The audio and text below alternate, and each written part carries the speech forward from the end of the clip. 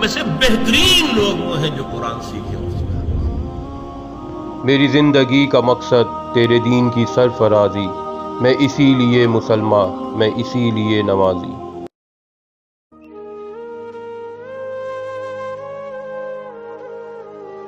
عشرہ ذی الحج کی بڑی فضیلت ہے، پہلی ذی الحج سے لے کے یوم نحر یعنی قربانی والے دن تک۔ حضور پاک صلی اللہ علیہ وآلہ وسلم فرماتے ہیں، ذی الحجہ کے ابتدائی 10 دنوں کے مقابلے میں دوسرے کوئی ایام ایسے نہیں جن میں نیک اعمال اللہ کو ان دنوں سے زیادہ محبوب ہوں۔ تو پھر سوال یہ پیدا ہوتا ہے کہ کیا شب قدر سے بھی افضل ہیں؟ نہیں، وہ استثناء ہے۔ اللہ نے قرآن میں بیان کر دیا ہے کہ شب قدر 1000 مہینوں سے بہتر ہے۔ شب قدر اور رمضان کا عشرہ اس کی ایک الگ حیثیت ہے جو قرآن سے ثابت ہے، باقی تمام دنوں سے بہتر ذی الحجہ کے یہ 10 دن ہیں۔ حافظ ابن حجر عسقلانی لکھتے ہیں کہ کیوں یہ 10 دن زیادہ اہمیت کے حامل ہیں، اور زیادہ تر بزرگان دین اس موقف کو مانتے بھی ہیں۔ وہ یہ حکمت بڑے اچھے طریقے سے بیان کرتے ہیں اور لکھتے ہیں کہ اللہ تعالیٰ نے پہلے 10 دنوں کو اس لیے زیادہ فضیلت اور اہمیت دی ہے کہ یہ وہ دن ہیں جس میں ساری عبادتیں ایک ساتھ مل جاتی ہیں۔ توحید تو ہوتی ہی مسلمان کے پاس ہے، نماز ویسے ہی 5 وقت کی فرض ہے، روزہ حضور پاک صلی اللہ علیہ وسلم سے شروع کے 9 نفل روزے رکھنا ثابت ہے، صدقہ زیادہ سے زیادہ ان دنوں میں کرنا چاہیے، اور 10 ذی الحج کو حج منایا جاتا ہے۔ یہ ان 10 دنوں کی اسپیشلٹی ہے، اور اللہ کے حضور یہ 10 دن اس لیے زیادہ فضیلت اور اہمیت رکھتے ہیں کہ سارے کے سارے ارکان ان 10 دنوں میں اکٹھا ہو جاتے ہیں۔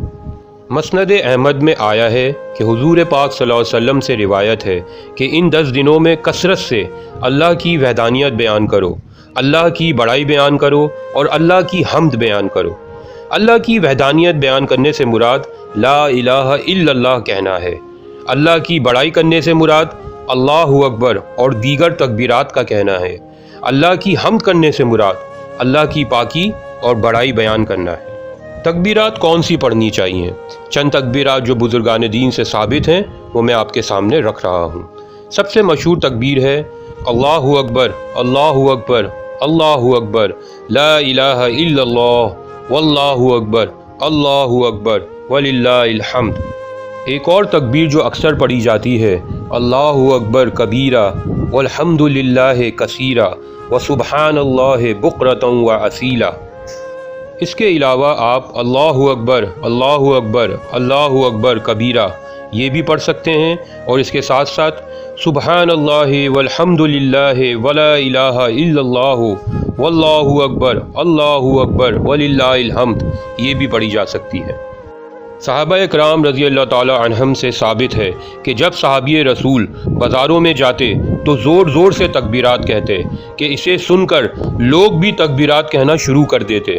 اگر آج کے دور میں کوئی زور سے تکبیر کہہ بھی دے تو اسے دکھاوا سمجھا جائے گا، یا لوگ اسے ایکسٹریمسٹ سمجھیں گے، یا عجیب نظروں سے آپ کو دیکھا جائے گا، بے وقوف سمجھا جائے گا۔